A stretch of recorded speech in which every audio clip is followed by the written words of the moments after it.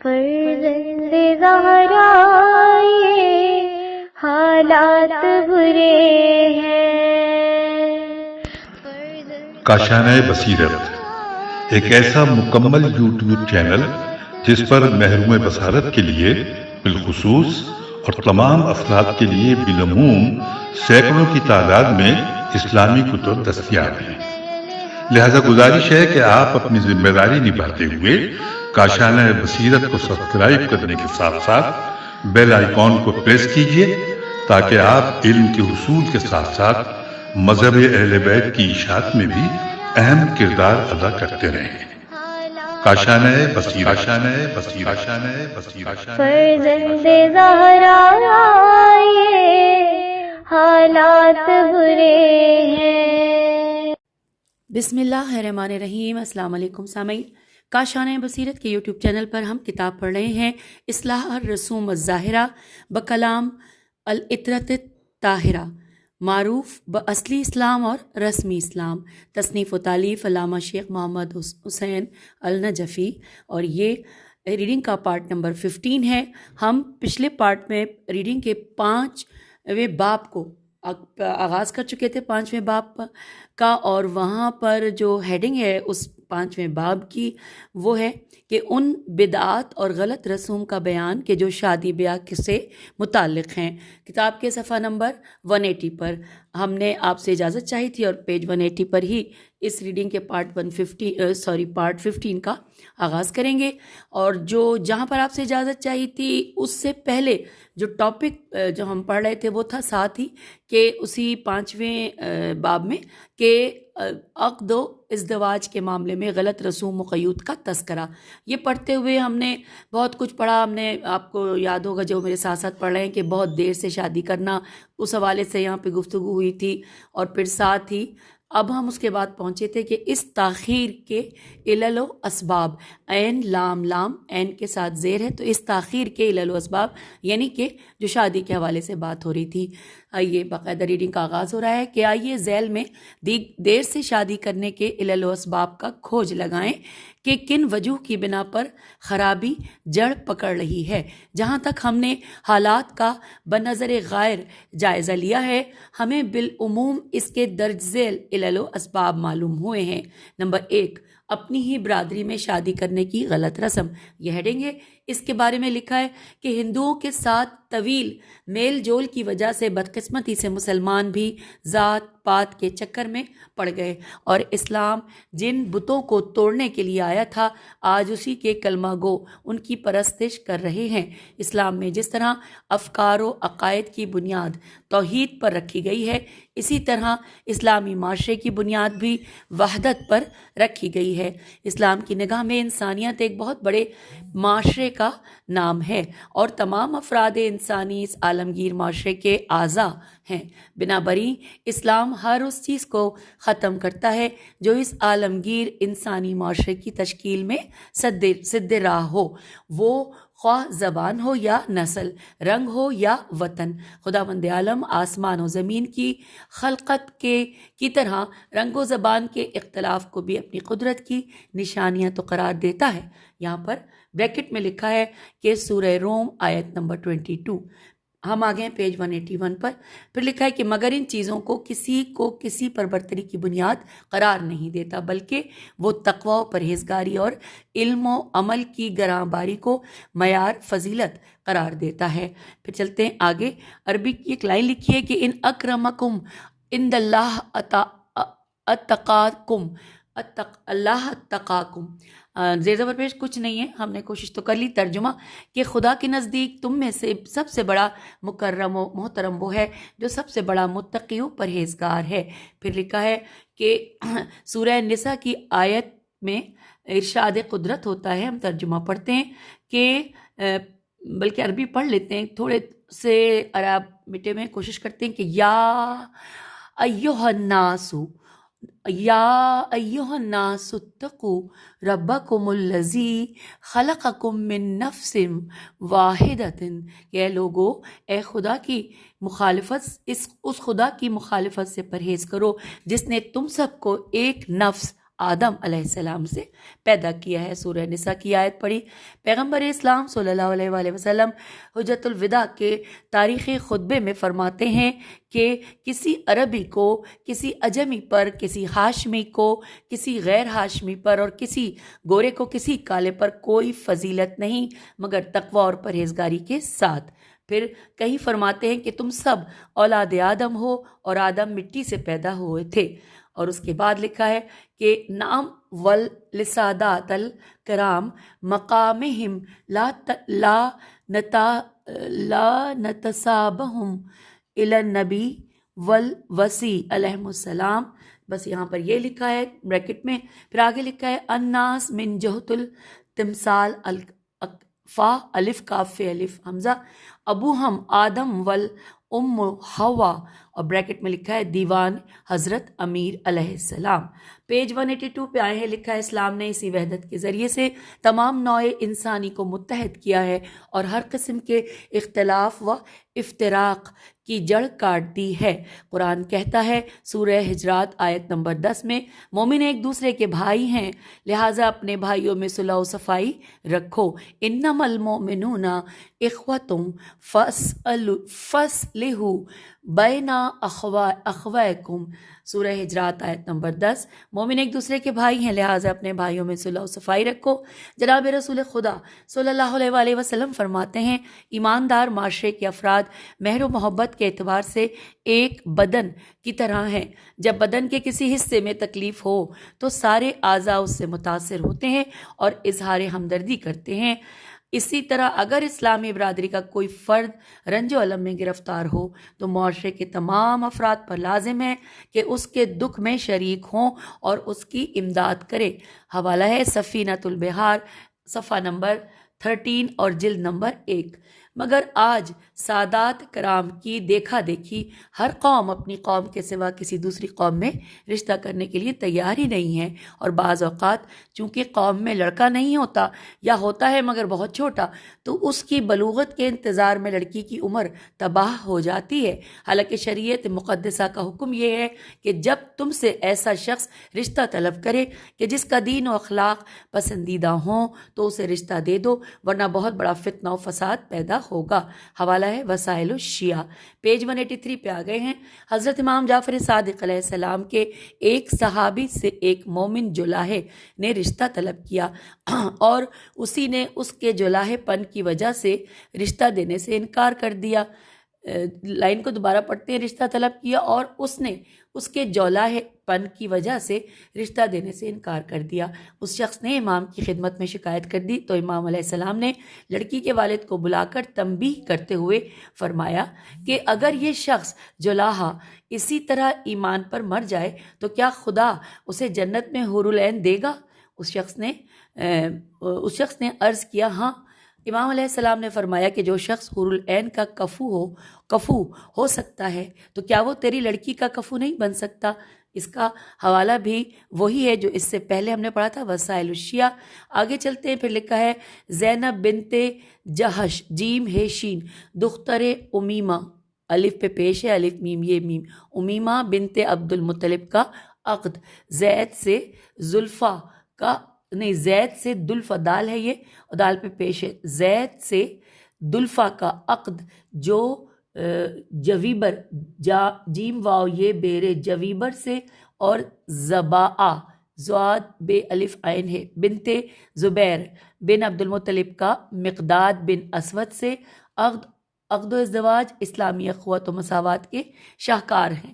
لیکن اب یہاں پہ پھر ایک شعر ہے کہ کاخے، اب یہ ظاہر ہے کہ فارسی ہے، اس کو ہم بالکل پڑھتے ہوئے صحیح نہیں پڑھتے، معذرت کرتے ہیں، لیکن پھر بھی پڑھ لیتے ہیں کہ کاخے جہاں پرست ذکر گزشتگاں لیکن کسے کے گوش نہد این صدا کم است۔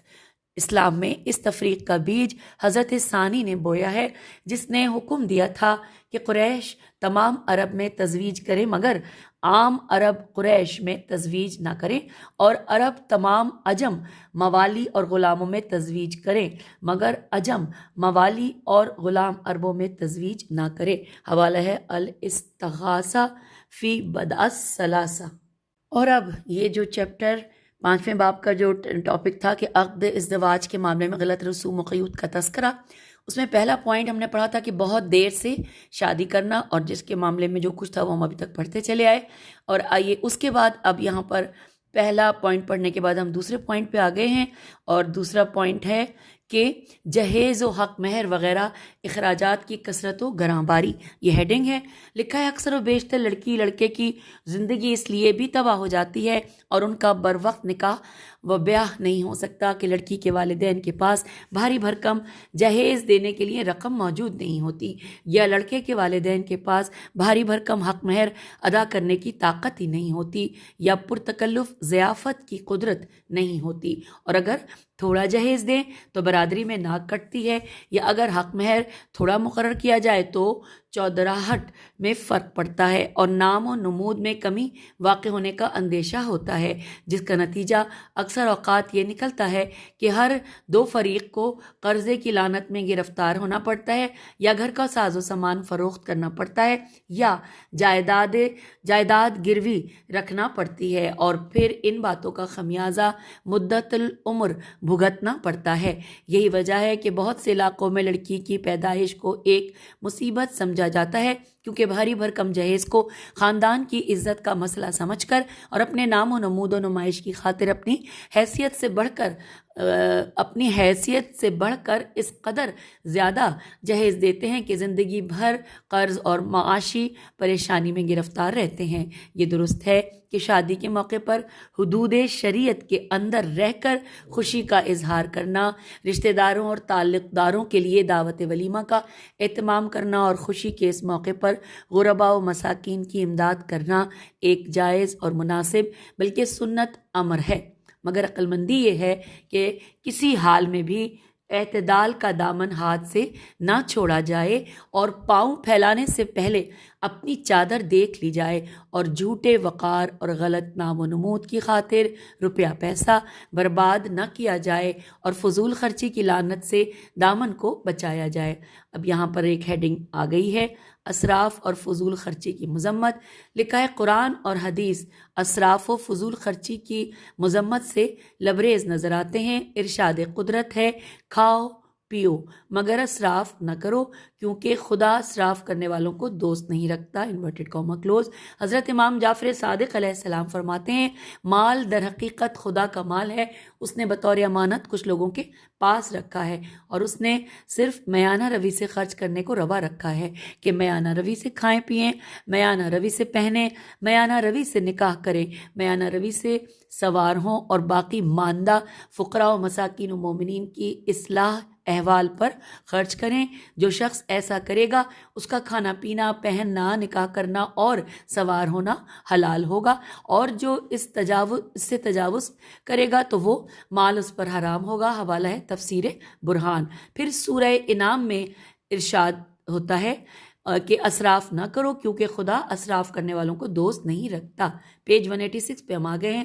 لکھا ہے اس کی تفسیر میں حضرت امام رضا علیہ السلام سے منقول ہے کہ ایک شخص کھیت کاٹتے یا ڈھیری اٹھاتے وقت دونوں کف دست سے خیرات کرے، یہ بھی اسراف ہے، بلکہ ایک ہاتھ سے خیرات کرنی چاہیے.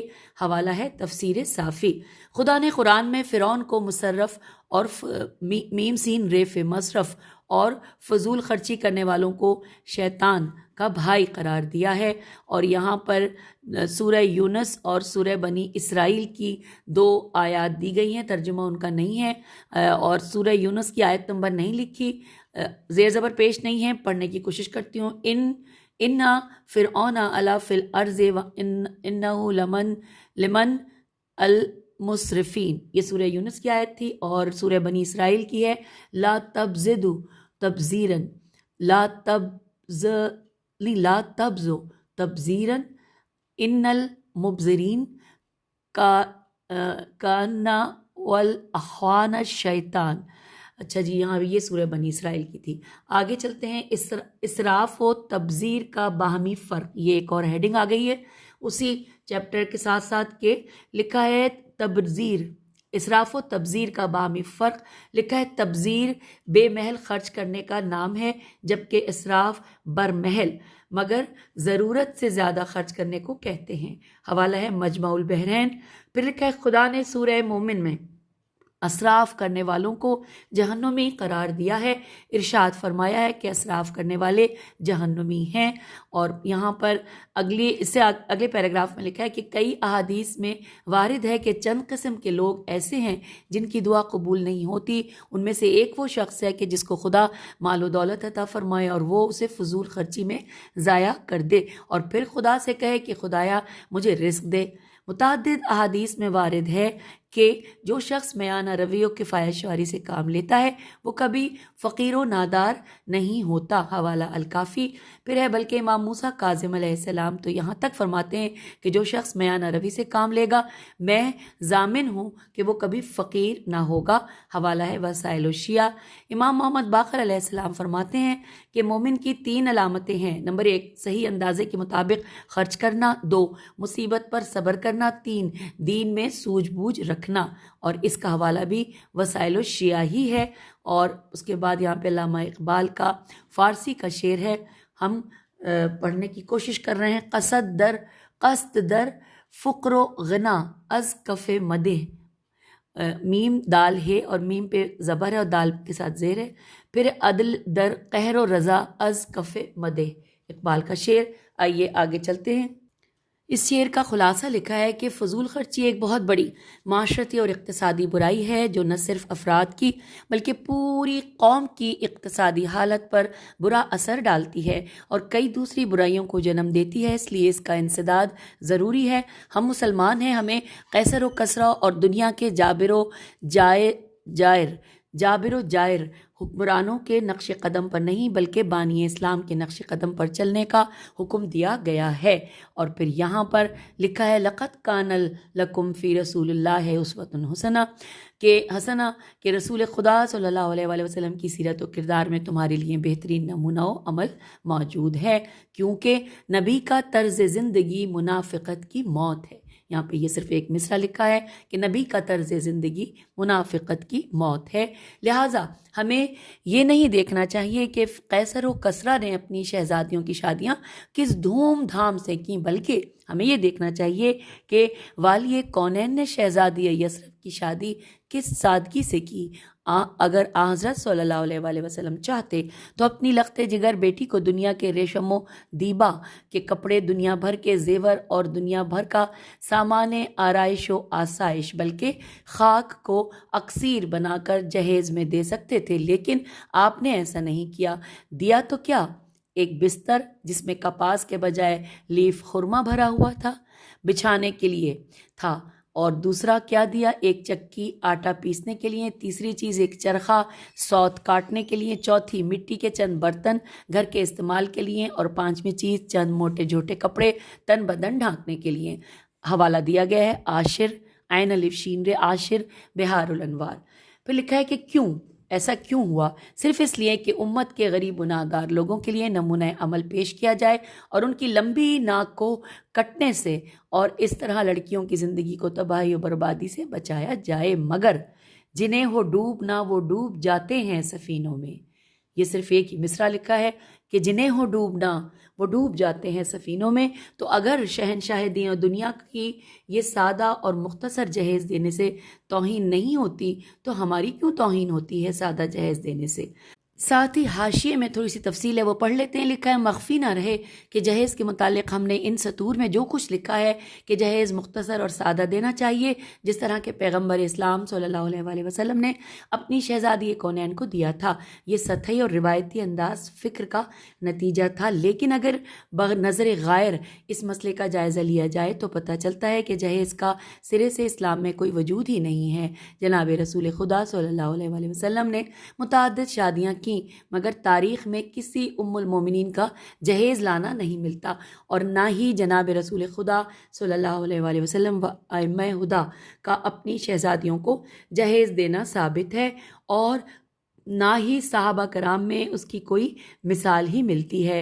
لے دے کر جناب رسول خدا صلی اللہ علیہ وسلم کا اپنی خاتون جنت بیٹی کو مذکورہ بالا مختصر سا سامان دینا ملتا ہے اور حد سے جس سے اس کے مشروع میم شین ر واو عین مشروع ہونے پر استدلال کیا جاتا ہے، لیکن اگر اس کی حقیقت پر تھوڑا سا غور کیا جائے تو معلوم ہوتا ہے کہ جناب رسول خدا صلی اللہ علیہ وآلہ وسلم نے اپنی طرف سے کچھ نہیں دیا تھا، اور جو کچھ دیا تھا یہ مخدوم کائنات کے حق مہر مبلغ 500 درہم جو جناب امیر علیہ السلام نے اپنی زرہ فروخت کر کے پیش کی ادا کر دیا تھا، اس کی رقم سے حضرت صلی اللہ علیہ وآلہ وسلم نے بحیثیت علی علیہ السلام علی و بطول علیہ السلام کے ولی اور سرپرست ہونے کی کہ بی بی عالم کو اپنا نیا گھر بسانے اور اس کی ضروریات کو پورا فرمانے کے لیے خرید کر بوقت رخصت دیا تھا، تو گویا رقم بھی بی بی عالم کی اور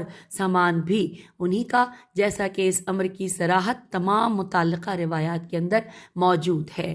اور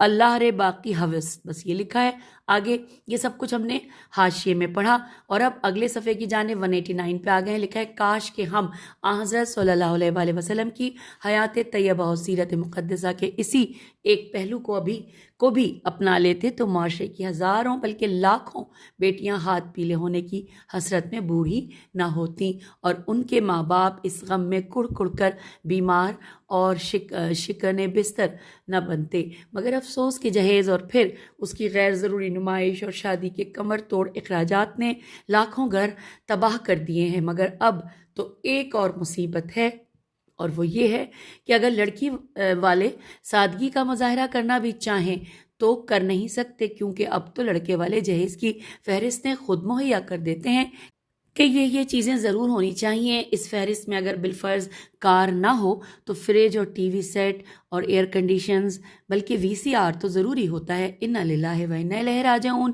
یہاں پر ایک مصرع ہے کہ بگڑی ہے کچھ ایسی کہ بنائے نہیں بنتی۔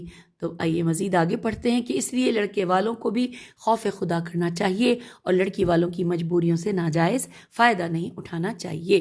الغرض یہ خیال رکھنا چاہیے کہ لڑکی لڑکے کی باہمی شادی ہو، سامان و جائیداد کی شادی نہ ہو، بلکہ جیسا کہ آج کل ایسی بعض شادیاں دیکھنے اور سننے میں آ رہی ہیں کہ دولہا ماشاءاللہ 70 سال کا اور دلہن 14 یا 15 سال کی، یا اس کے برعکس دلہن 60-70 کی اور دولہا 15-20 سال کا، کیونکہ اس عقد و ازدواج سے مقصد صرف دولت و ثروت کا حصول ہوتا ہے، کوئی اور غرض و غایت پیش نظر نہیں ہوتی۔ مصرع ایک آپ کی سماعتوں کی نظر کہ بدلتا ہے رنگ آسماں کیسے کیسے۔ آئیے آگے چلتے ہیں۔ لطف یہ ہے کہ جو لوگ تعلیم یافتہ ہیں اور ان غلط رسموں کی حماقت و نقصانات سے بھی بخوبی واقف ہیں، وہ بھی انہی رسوم و قیود پر عمل کیے جاتے ہیں، محض اس لیے کہ اگر انہوں نے ان فضول خرچیوں کو چھوڑ دیا تو لوگ ان کو کنجوسی کا طعنہ دیں گے۔ حالانکہ ایک مومن کو راہ حق میں کسی ملامت گو کی ملامت کی پرواہ نہیں کرنی چاہیے۔ خدا فرماتا ہے کہ بریکٹ میں ہے ترجمہ کہ وہ اللہ کے معاملے میں کسی ملامت کرنے والے کی ملامت کی پرواہ نہیں کرتے، یہاں بریکٹ کلوز۔ اور اب ہم اگلے پوائنٹ کی جانب آ گئے۔ پہلا ہم نے دیر سے شادی کرنے کے حوالے سے جانا، پھر اس کے بعد جہیز کے حوالے سے ذکر تھا، اور اب جو اگلا پوائنٹ ہے یعنی کہ پوائنٹ نمبر 3 آ گیا، وہ یہ ہے کہ حق مہر مقرر کرنے میں میانہ روی کا بیان۔ یہ ہیڈنگ ہے۔ لکھا ہے کہ دیگر امور کی طرح زر مہر میں بھی میانہ روی کا دامن ہاتھ سے نہیں چھوڑنا چاہیے۔ اس کی ایسی کوئی حد و مقدار تو مقرر نہیں ہے کہ جس میں کمی بیشی نہ کی جا سکتی ہو، بلکہ اس کا تعلق زوجین یا ان کے اولیاء کی ثوابدید پر منحصر ہے۔ بریکٹ میں لکھا ہے جبکہ زوجین صغیر سن ہوں یا مجنو یا مملوک ہوں، بریکٹ میں یہاں بریکٹ کلوز ہو گیا، کہ جو کم از کم اتنا ہونا چاہیے کہ عرف و عادت میں اسے مال کہا جا سکے۔ عین رے فے، عرف و عادت میں اسے مال کہا جا سکے۔ ہم پیج 191 پہ۔ ہاں بعض اخبار و آثار کی بنا پر 10 درہم سے کم ہو تو مکروہ ہے، مگر زیادہ کی کوئی حد مقرر نہیں ہے، گو اس کی مذمت وارد ہوئی ہے، مگر پاؤں پھیلانے سے پہلے اپنی چادر دیکھ لینی چاہیے، آخر اسے ادا کرنا ہے۔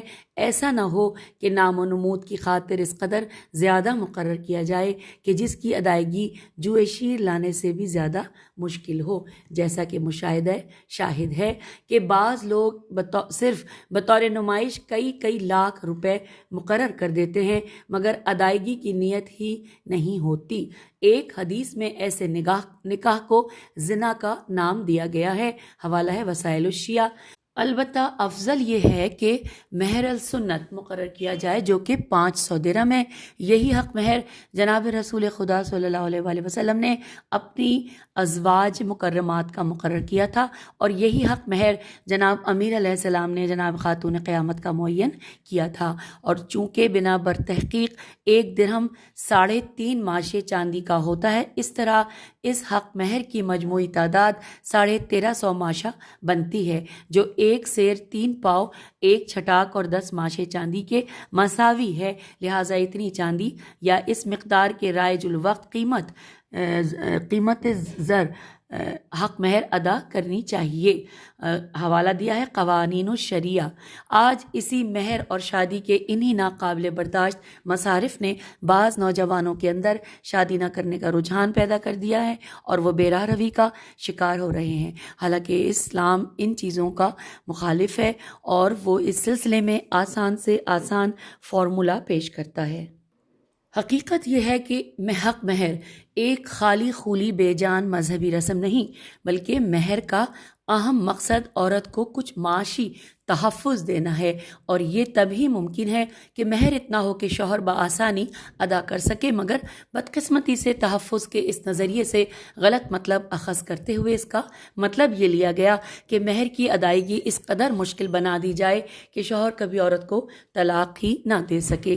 یہی وجہ ہے کہ یہ جانتے ہوئے بھی کہ شوہر 4-5 ہزار روپے ادا کرنے کی بھی اہلیت نہیں رکھتا، تاہم 50 ہزار حق مہر مقرر کر دیا جاتا ہے، محض اس لیے کہ وہ ادائیگی کی مشکل کے پیش نظر طلاق نہ دے سکے۔ حالانکہ اس غلط رسم کا ایک انتہائی غلط پہلو یہ بھی ہے کہ اس کی وجہ سے بعض اوقات ازدواجی زندگی میں زہر گھل جاتا ہے، اور یہ زیادہ حق مہر فائدے کے بجائے عورت کے لیے الٹا نقصان و زیاں کا باعث بن جاتا ہے، کیونکہ کبھی ایسے حالات بھی پیدا ہو جاتے ہیں کہ خانگی مشکلات سے گلو خلاصی کے کرانے کے لیے طلاق عورت کے لیے نہ صرف مفید بلکہ ضروری ہو جاتی ہے، بلکہ حق مہر کی کثرت کی وجہ سے شوہر کسی قیمت پر طلاق نہیں دیتا۔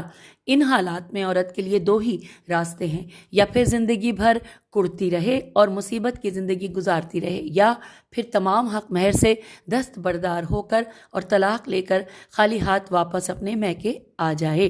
بہرحال چونکہ ہر معاملے میں افراط و تفریط مذموم ہوتی ہے، لہٰذا جس طرح حق مہر میں افراط غلط ہے، اسی طرح اس قدر تفریط بھی قابل مدح نہیں بلکہ قابل مذمت ہے کہ مہنگائی اور گرانی اور روپے کی بے وقتی کے اس دور میں بھی 15، 25 یا 30 یا 150، 105 روپے حق مہر مقرر کیا جائے، اور پھر ستم بالائے ستم یہ کہ اسے شرعی حق مہر کا نام دیا جائے، گویا کہ اس سے کم یا زیادہ مقدار غیر شرعی ہے، حالانکہ یہ بات بالکل غلط ہے۔ ہم پیج 193 پر آ گئے ہیں۔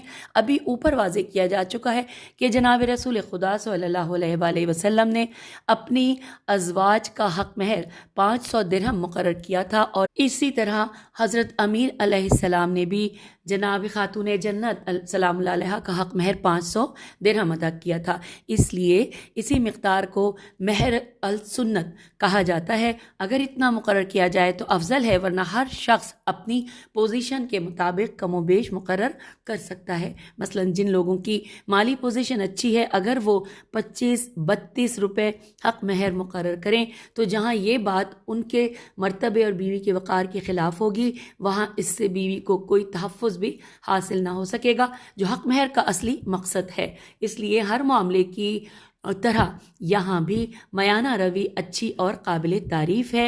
اور اب آئیے، ساتھ ہی لکھا ہے وَخَيْرُ الْأُمُورِ أَوْسَطُهَا، بس اس کے بعد اگلی ہیڈنگ آ گئی ہے دعوت ولیمہ میں سادگی کا تذکرہ۔ لکھا ہے اسی طرح دعوت ولیمہ میں بھی اگر سادگی سے کام لیا جائے تو صرف سنت سمجھ کر سادہ سی دعوت کا اہتمام کیا جائے، نہ کہ اپنے جاہ و جلال اور کثرت مال و منال کا مظاہرہ کرنے کے لیے، تو یقیناً کئی معاشرتی روگوں کا تریاق ہو جائے گا، واللہ الموفق۔ نیز مخفی نہ رہے کہ متعدد روایات میں وارد ہے کہ ولیمہ ایک دن ہے، ہاں دوسرے دن مکرمت میم کاف رے میم تے مکرمت بریکٹ میں لکھا ہے بزرگی و نیکی ہے، اور تیسرے دن ریا و سمنا ہے، سین میم نون ہے۔ حوالہ ہے خصال شیخ صدوق۔ اور اب ہم آگے ہیں پیج 194 پر، یہاں پر ایک اور ہیڈنگ پڑھ لیتے ہیں، سادگی کا ایک اور فائدہ یہ ہیڈنگ ہے، لکھا ہے طبقاتی غیر شرعی امتیازات کو مٹانے کے لیے بھی شادی کی تقریبات میں سادگی اختیار کرنا ضروری ہے، اور اس کا آغاز بھی با اثر اور با ثروت لوگوں کو کرنا چاہیے تاکہ معاشرے پر اس کا خوشگوار اثر پڑے۔ اگر غریب طبقہ کرے گا تو اس کا کوئی اثر نہیں ہوگا، بلکہ لوگ یہی کہیں گے کہ یہ اس لیے ایسا کر رہا ہے کہ اخراجات کر نہیں سکتا۔ تو یہاں پر ہم نے 3 پوائنٹ مکمل پڑھ لیے، جو کہ میں ابھی دہرا لیتی ہوں کہ ایک ہم نے تفصیلات جانی تھیں کہ حق مہر مقرر کرنے کے حوالے سے میانہ روی کا بیان بھی ہم نے پڑھ لیا، اور یہ تیسرا پوائنٹ تھا۔ اور اس سے پہلے جو ہم نے دوسرا پوائنٹ پڑھا تھا وہ تھا کہ اسراف کے حوالے سے، یعنی فضول خرچی کے حوالے سے ہم نے پڑھا، یعنی حق مہر اور اخراجات کی کثرت و گراں باری، یہ ہم نے پڑھا تھا۔ اور پھر جو سب سے پہلا پوائنٹ تھا وہ بھی ابھی میں آپ کے ساتھ ہی چاہ رہی ہوں کہ ہم اس کو دہرا لیتے ہیں، پھر ہم اجازت چاہیں گے۔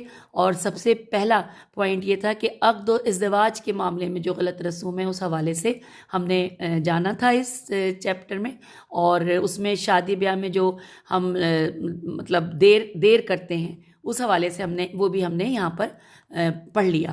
تو جو یہ 5واں باب تھا کہ جس کا عنوان تھا کہ ان بدعات اور غلط رسوم کا بیان کہ جو شادی بیاہ سے متعلق ہیں، تو اس میں ہم نے عقد و ازدواج کی اہمیت بھی جانا، نکاح کے فوائد پڑھ لیے، اور یہ سارا کچھ جو ابھی ہم نے شادی کے حوالے سے پڑھا کہ شادی بیاہ میں خرد و ہوش مندی کی طرف یہ بھی پڑھ لیا کے حوالے سے بھی، پھر عقد و ازدواج کے معاملے میں غلط رسوم کا قیود، اس میں سب سے پہلے بہت دیر سے شادی کرنا وہ ہم نے پڑھا، اور پھر اس کے بعد اگلا میں ساتھ ساتھ آپ کو ریوائز اس لیے کر رہی ہوں تاکہ ہم زیادہ بہتر طریقے سے سمجھ سکیں گے، اور اس کو آگے جب چلیں گے تو اس کو وہ ہمارے ذہن میں بیٹھ جائے گا۔ پھر اس کے بعد ہم نے پڑھا تھا دوسرے نمبر پہ کہ جہیز و حق مہر وغیرہ اخراجات کی کثرت و گراں باری کے حوالے سے، اور تیسرا جو ہم نے پڑھا وہ بھی میں ساتھ ساتھ بتا دوں کیونکہ پیج میں آگے لے کے جا رہی ہوں، اس لیے میں ساتھ ساتھ آپ کو بتاتی چلوں۔ تیسرے نمبر پہ جو ہم نے مین چیز پڑھی تھی وہ حق مہر مقرر کرنے میں میانہ روی کا بیان تھا، یہ بھی ہم نے تفصیلاً یہاں پر پڑھ لیا۔ اور اب یہاں پر ہم آپ سے اجازت چاہیں گے، دعوت ولیمہ کے حوالے سے بھی پڑھ لیا، سادگی وغیرہ پڑھ لیا، وہ سب اسی میں آتا ہے۔ اب جو چوتھا پوائنٹ ہے وہ ہے زیادہ تعلیم کا کھڑاگ، کاف ہیڑے الف گاف آگے ہے، یا کھڑاک ہے یا کھڑاک گاف لگ رہا ہے مجھے تو 2 ڈنڈے ہیں۔ چلے جی، یہ ہم پڑھیں گے انشاءاللہ اگلی نشست میں، اور ساتھ ہی بہت کچھ جانیں گے۔ اجازت دیجیے، خدا حافظ، فی امان اللہ۔